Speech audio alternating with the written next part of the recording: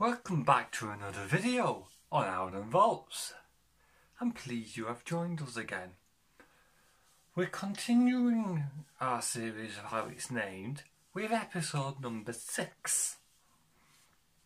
This episode was originally meant to be Clayton Street's episode, but I'm still out waiting on license on a couple of things to finish that video off. So in the meantime, you are having a out of sync video where we're looking at the history of Tav Lane. We find out where Tav Lane is, why we don't know about Tav Lane, and we'll also be looking at the 5 terraces on there which used to be old postal addresses. So if you like street history, if you like local history at Oldham, please continue subscribing down below, giving this video a like and helping my channel to grow. This is all about local history and preservation. Let's get to it. So with all my other videos, we usually start with history of the street, then we go into the name origin, but this video is slightly different. We're doing history and name origin together. Turf Lane was originally called Tav Lane, with Tav, T-A-R-V-E, meaning a curve or a bend, and lane originating from Old English lane or laneu, meaning a lane, an alley or avenue. From a historical map, which I'm going to appear right now by magic, the map of the parish of Oldham from 1756, the street dates back to around the 17th century or maybe the 16th century, I don't know. Originally connecting Dewey Lane, roughly where the old co-op building is, and number 1 Turf Lane, and Ely Street, near Cuss Green, and Birch's Farm near Boule Lane. It was called Tav because the original alignment was a curved alignment, and it was still like that in 1756, as you can see on the map. At some point between the 17th century and 18th century, Tav Lane changed its name to Turf Lane. It took its name from its use.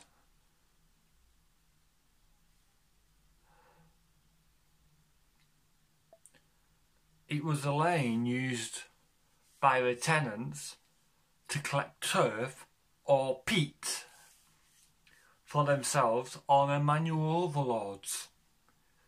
The inhabitants had certain rights of turbary, T-U-R-B-A-R-Y, but they were required to all use the same road so that they could be supervised in this operation. The turf was being gathered from Hale Moss area around Whitegate, where we've recently covered the demolition of the South Chadderton school, which was built on the Hale Moss area, just to orientate you with where we are.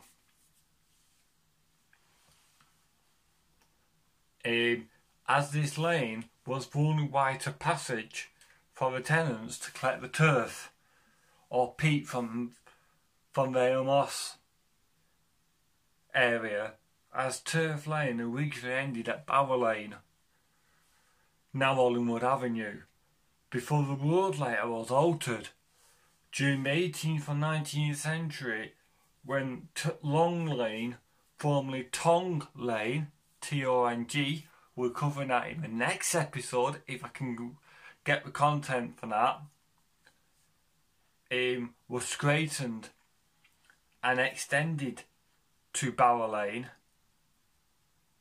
and Turf Lane was curtailed and slightly straightened itself to create a J-shape.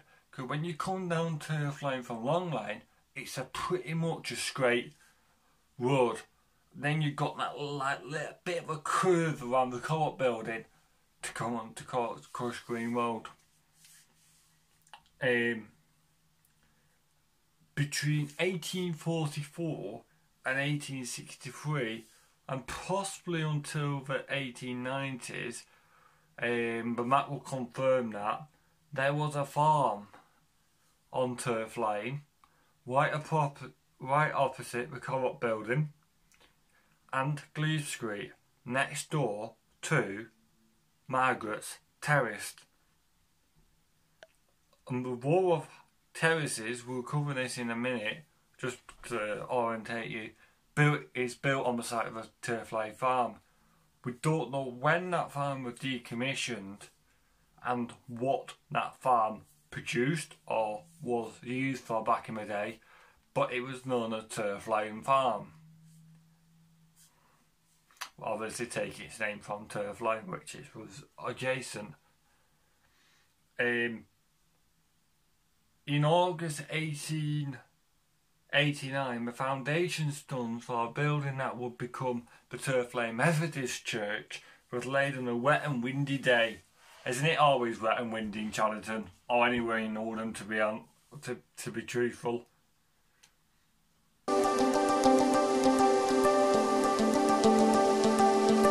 So, Turf Lane Methodist Church. The foundation stones, what we already covered before, was laid on a wet and windy day in August 1889 and was opened in November of that year. Before that, the circuit meeting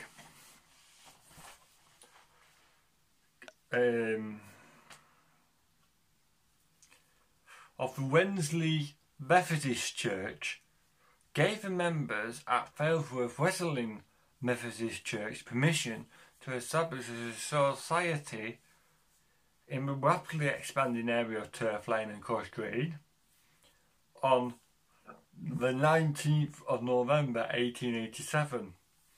A meeting was held at number 50 Turf Lane. From that gathering, a house number 24, Glebe Street, just off Turf Lane, that house has been demolished, and that would have been roughly where the footpath is, now leading down what used to be Alfred Street onto Crush Green Road, near the post box and the telephone exchange. The school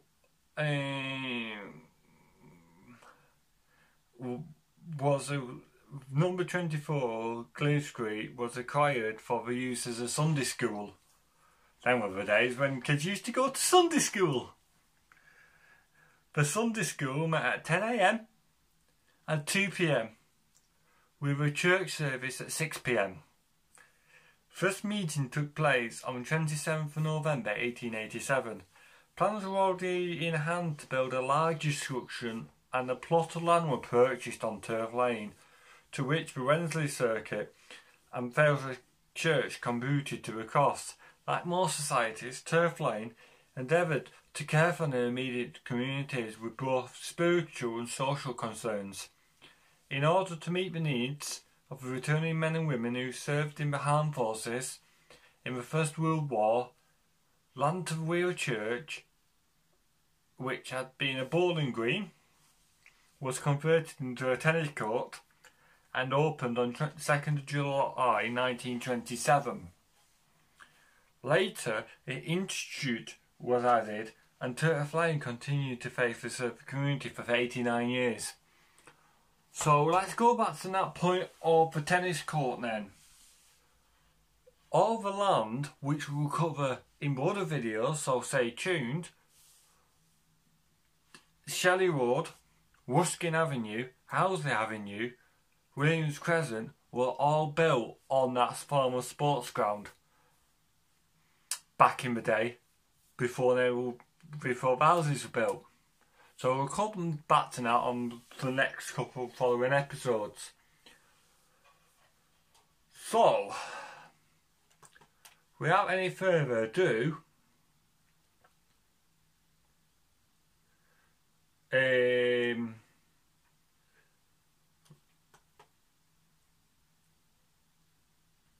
let's cover the history of what I know so far with the terraces on Turf Lane.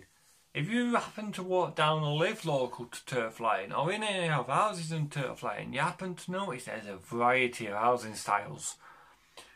And it's all communicates from the different eras of houses being built, but predominantly you will see terrace houses. So let's start with blocks number 1 to 23. Blocks number 1 to 23 was built on the site of a former Turf Lane farm. Blocks number 25 to 31 is known as Margaret's Terrace. Possibly could commemorate the family name of Margaret's, but that's spelt slightly different to the name stone on the building. And one of the houses used to be a lovely corner shop. And I grew up with that corner shop. I used to always go in, get my magazines, and the owners were nice, and they was Mel and Shirley. And they was lovely. We had coach trips from there outside the mailbox outside the shop, and it was really nice, that house. I might put a Google Street View picture up of it, if I can do that. Then blocks number 33 to 39 was just built before 1893. But if I haven't not mentioned it, Margaret's Terrace was the original postal address. So back in the day, before the 1900s, when terraces were built, it was a common practice to name the terraces to help the postal workers deliver the post, and they was used as postal addresses back in the day. So for example, Margaret's Terraces would have been number 1, Margaret's Terrace, off Turf Lane, Hollingwood. But now it would just simply be known as Turf Lane, South Chadderton or Chadderton. So yeah, back to 33 to 39 was just built between 1893. Block 69 to 97, Greenfield Terrace, was the original postal address again, built in 1871. The original house number 69 to 75 was demolished in the late 20th century and replaced with modern houses 69 and 71, making 73 and 75 redundant. The name literally means dwellers by Greenfield, which makes sense because the house, from the back windows of the houses, you probably would have just been able to look out onto fields back in the day, and that's probably why it's called Greenfield Terrace, because you could see out to the green fields behind.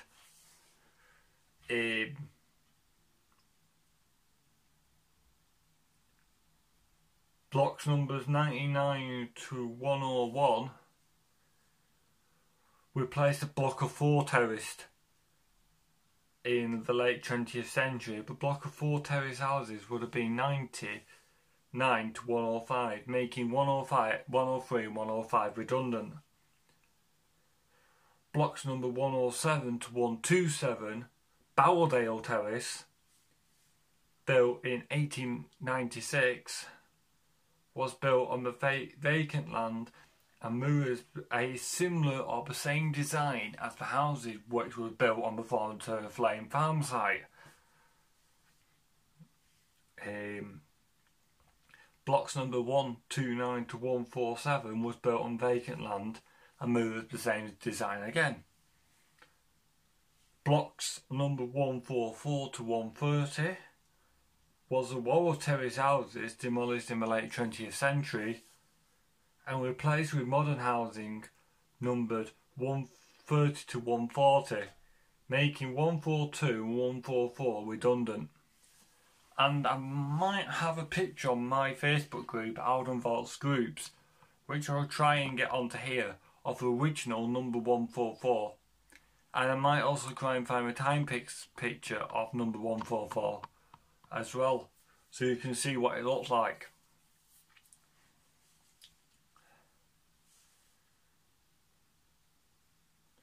Blocks number 128 to 118 was built before 1893, and house numbers 118 was rebuilt at some point in its life. 116 to 196 never existed, which is quite interesting. If you ever walk down, it ends at 118, which is Shelley Road. Then it starts again at 94 to 80. Then you got the Methodist Church.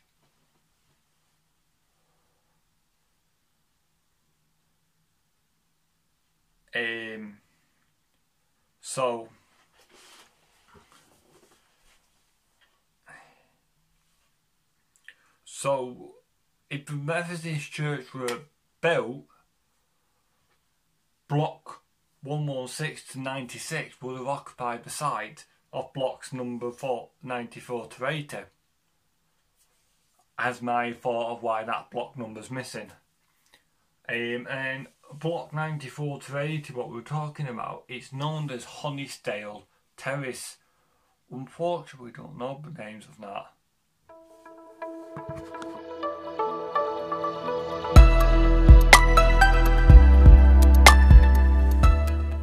So, the last terrace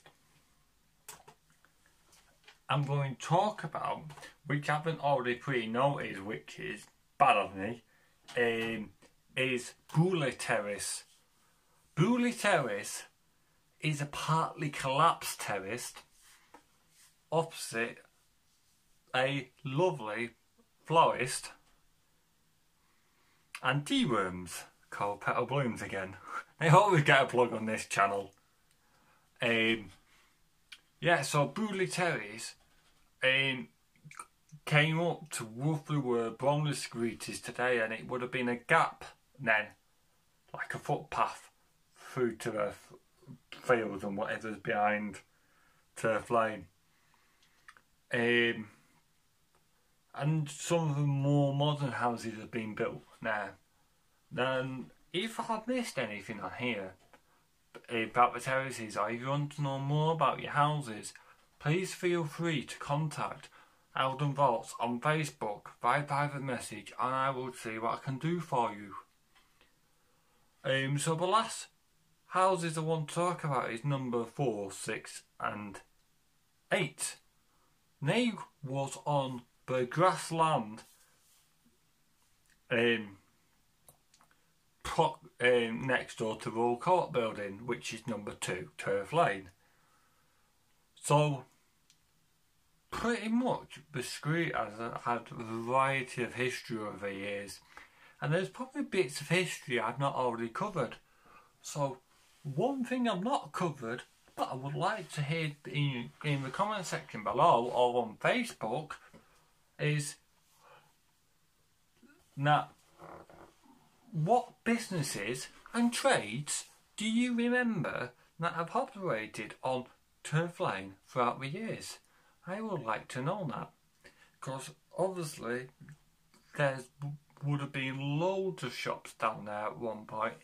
And if you just take a walk down it today, you can see where new walls have been erected on houses which have been converted, and houses would look a bit out of sync because they might have been a shop. So